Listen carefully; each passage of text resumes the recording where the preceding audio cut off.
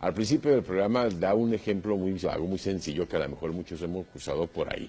La cuestión de que te pega un ataque, ¿verdad?, de pánico, un ataque de nervios, un ataque que te impide a lo mejor desarrollarte habitualmente, normalmente, que estés haciendo, ya sea en el trabajo, incluso en la familia, incluso haciendo algún tipo de deporte, te puedes llegar a tener esos ataques de pánico. Y para esto está con nosotros el doctor Roberto Peláez, a quien agradecemos mucho que esté con nosotros aquí en Familiarmente, precisamente que vamos a hablar al respecto, lo que es el pánico. Doctor, ¿cómo está?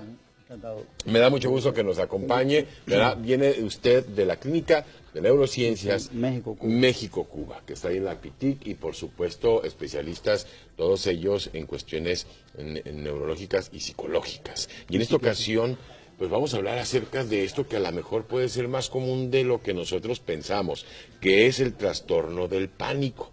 ¿El pánico no es lo mismo que la fobia? ¿Qué es el pánico? El trastorno de pánico se caracteriza generalmente por que es un miedo intenso de forma repentina. O sea que el pánico se caracteriza por un miedo o ansiedad de comienzo brusco y repentino e intenso, que en ocasiones o en general no hay una causa ni una situación ni ningún miedo fobia. Por ejemplo, una persona se está bajando de su auto sin problema ninguno y de momento puede sentir esta crisis de pánico. Un ataque de pánico. Un ataque de pánico. No hay ninguna causa, como usted dice, aparente. No hay una causa aparente. Es de repente, es instantáneo. Se desencadena una crisis de miedo, que esto ha aparejado con la ansiedad, que es intensa, y de comienzo brusco. Y el diagnóstico generalmente lo hacemos porque cuando el individuo ha tenido dos ataques de pánico, dos ataques de pánico. Oiga, Doc, entonces es totalmente diferente a lo que es una fobia, ¿no? Porque una fobia, ¿qué es una fobia? Siguiendo el tema del pánico, si estas crisis de pánico no son atendidas, nos puede llevar a fobias. Ah, ya. O sea, ahí la diferencia, ¿no? Cuando las crisis de pánico o ataques de pánico no son atendidos en el tiempo adecuado, porque la persona ve los ataques de pánico como algo común o se acostumbra, o a pesar de que le causa sensaciones muy molestas, que después vamos a describir, se pueden convertir en fobia. Y realmente la fobia, como todos conocemos, hay fobias que discapacitan a la persona.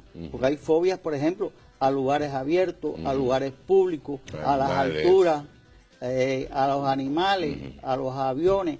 O sea, hay una cantidad, a las alturas. Entonces una persona que padece de ataques de pánico, que son constantes, estamos hablando constantes, que pueda tener estos síntomas, estos ataques cada que tanto tiempo, una vez por semana, una vez por mes o 2 veces por día, en la cual nosotros podemos considerar ya para ir a ver un especialista, que no se nos convierte en una fobia. Se convierte, el diagnóstico se hace y ya está hecho cuando ha habido 2 ataques de pánico. Ya podemos decir que la persona es portadora de que padece la enfermedad de ataques de pánico, cuando ha tenido 2. ¿En qué periodo? En un periodo, digamos, de un tiempo, Igual puede ser una semana, puede ser un mes. Exactamente. Generalmente establecemos el periodo de 3 a 6 meses. De 3 a 6 meses. Si en ese periodo se presentan 2 ataques de pánico, ya hay que ir con un especialista. Ya hay que ir con un especialista, porque si no se atiende, se aparecen las fobias. Y como platicábamos, las fobias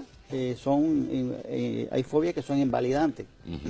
Ya nos platicaba lo que es la descripción de lo que es un pánico, lo que es que el pánico no tratado puede desencadenar en una fobia, pero qué síntomas las personas que nos están viendo puede decir, caray, los síntomas que está diciendo a mí me ha pasado y puede ser que esté cursando por un ataque de pánico en alguna ocasión.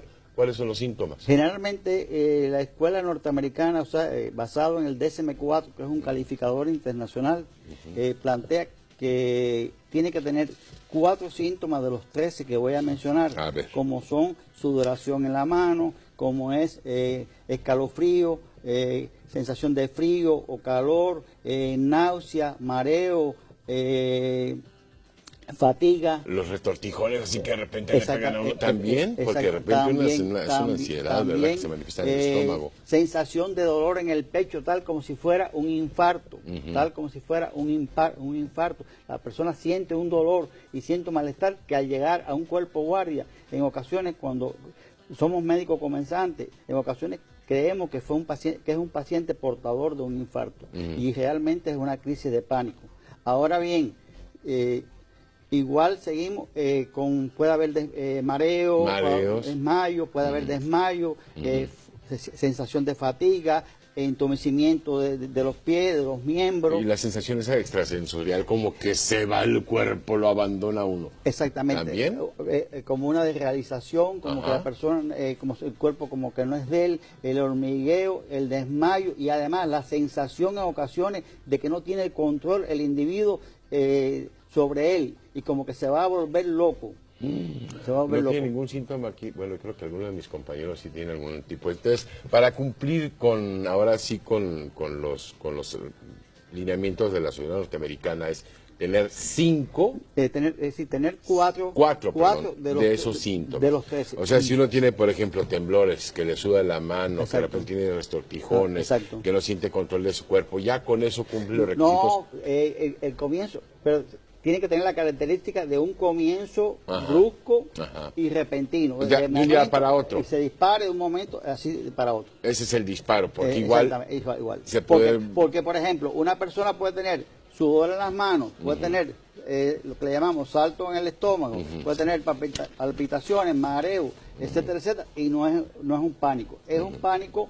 Es una crisis de pánico cuando se desencadena estando el individuo en condiciones óptimas. Y de momento, por el ejemplo que puse al inicio, que se está bajando del auto, abre su puerta, viene conduciendo de forma muy adecuada y de momento comienza un dolor en el pecho. Bruscamente, sensación de muerte, sensación de mareo y que la vista se le nubla. Y le falta el aire, como que se ahoga y todo eso.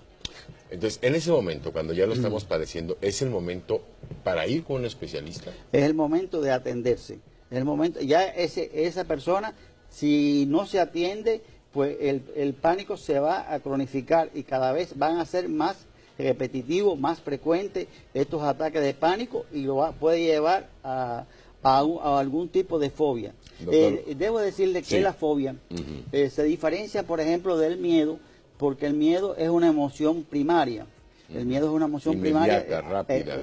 Sí, de algo que vemos, un objeto que vemos. Y la fobia como tal está debida a trastornos psicológicos. Trastornos psicológicos que puede haber sido puede ser inclusive de causa orgánica, puede haber una fobia. Hay dolencias o enfermedades que pueden producir, pero en la psicológica las fobias se producen por traumas en la niñez, por una serie de situaciones y demás. Y también por aprendizaje. Aprendizaje en ocasiones el miedo repetitivo se cronifica y se puede convertir en una fobia también. Oiga, doctor, esto del pánico, ¿se diagnostica? ¿Qué estudios se realizan? ¿Se tiene que diagnosticar para poder tratar? ¿Y qué estudios se realizan para llegar al diagnóstico? Para llegar al diagnóstico, lo básico es una entrevista realizada por un psiquiatra. En esa entrevista es preguntar todo. Con una buena entrevista, buscando el historial de comienzo. Es un avance muy grande la entrevista, comienzo, ¿no? Buscando desde la niñez, buscando desde la adolescencia y según la edad que tenga. ¿Hasta entonces se remite también? ¿Todo eso tiene que ver? ¿Remitirse hasta la edad hay que ir desde la infancia, la adolescencia y la adultez hasta que apareció el primer ataque de pánico. ¿Requiere algún tipo de laboratorio, algún escaneo, no sé? No, pero nada más se da pura como entrevista. Como tal, de inicio lo que requiere una buena entrevista y es posible que algunos estudios psicológicos, o sea, de pruebas psicológicas. Muy bien. Y una vez que ya se diagnostica, ¿cómo se trata el pánico? El pánico se trata con medicamento. Hay quien le teme al medicamento, que dice los medicamentos. Generalmente, un trastorno de pánico lleva un tratamiento de 6 a 9 meses, en los cuales tomará medicamentos según la evolución. Pero además del medicamento, se le hará al paciente portador del pánico terapia conductual. Es lo que le iba a decir. Psicoterapia No, conductual. no nomás es la cuestión médica, No. la cuestión de medicamentos, sino también la psicoterapia. Porque hay que recondicionar, o sea, hay que quitar los reflejos que producieron este pánico y estas fobias también que generalmente aparecen con el pánico. Hay que trabajar con ella con terapia de desensibilización, o sea que es un trabajo que nos lleva un tiempo, por lo menos el tratamiento está concebido de 6 a 9 meses. El tratamiento psicoterapéutico. Psicoterapeuta, la parte psicológica, la parte medicamentosa es posible que sea el mismo paciente va a decidir.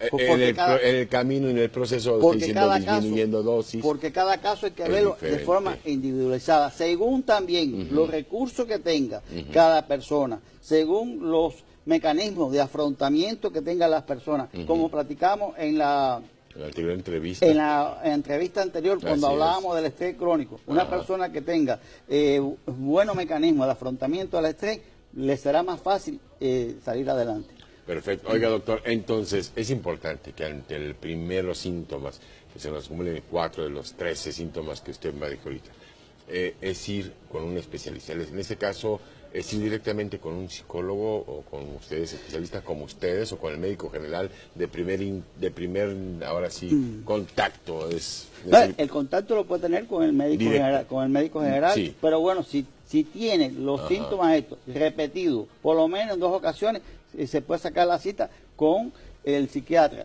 ¿Por qué el psiquiatra? Porque en realidad los psicólogos no están facultados para hacer el diagnóstico. Los psicólogos lo que están facultados para orientar, dar psicoterapia y demás, pero para diagnóstico no. Para nada. Oiga, doc, algo importante, lo que me llama mucho la atención es la cuestión, a lo mejor la psicoterapia, cuando usted lo dijo, pues me dio mucho gusto, porque igual puede ser un poco más tardado, pero puede ayudar. El tratamiento del pánico, si uno no quiere medicarse más que recibir la psicoterapia, ¿se puede o es necesariamente entrar a la medicación? Yo le haría la pregunta que le hago a algunos pacientes. ¿Qué cosa es peor? ¿Tomar medicamento o sentirse mal? Para poder trabajar el médico, tiene que medicarlo. ¿Para qué? Para bajar la ansiedad, que es la base del pánico. Porque algo que tenía que haber dicho al comienzo yo es que el pánico pertenece a los trastornos de ansiedad, que son varios. Y entre estos trastornos de ansiedad está el pánico. Por eso cuando platicaba con miedo o ansiedad, porque el pánico está dentro de los trastornos de ansiedad.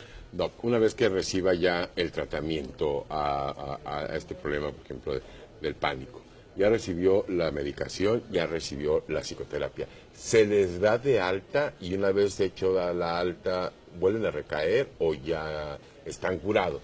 Realmente, si el paciente ha hecho un tratamiento adecuado y bien concebido y ha tenido un buen apego al tratamiento, en los 6 o 9 meses debe resolver de por vida. De por vida, o sea, ya es imposible. Bueno, si sigue como debe de ser, a no ser que no haya hecho un tratamiento adecuado, de que no haya incorporado mecanismos de afrontamiento al estrés, donde que no se haya hecho una verdadera desensibilización de si hay alguna fobia de resolverla.